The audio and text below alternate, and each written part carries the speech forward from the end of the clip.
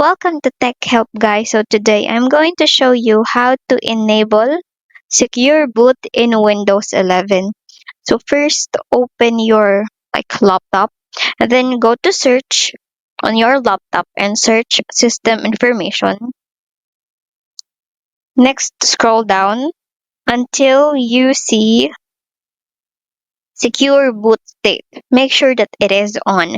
So it means it is enabled. And now go back and go to settings. On the left side, the last option, click Windows Update.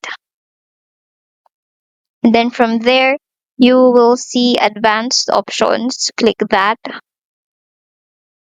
And scroll down again.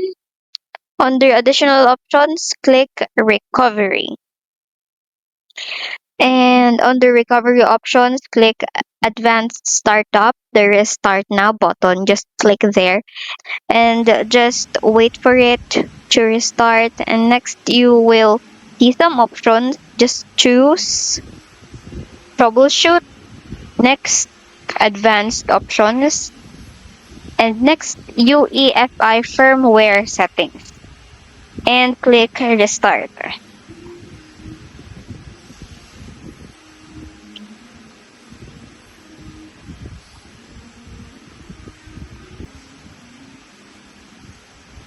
And there you can see some code or some words there.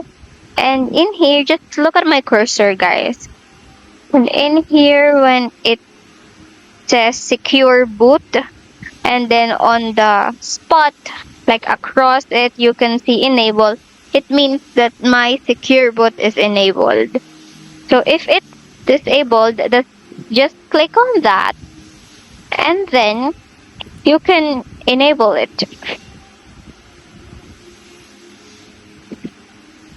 So yeah, just click enable. Yeah, basically that is all you need to do. So thank you so much guys for watching this video. Please like, comment, share, and subscribe to this YouTube channel for more quick tips and tutorials.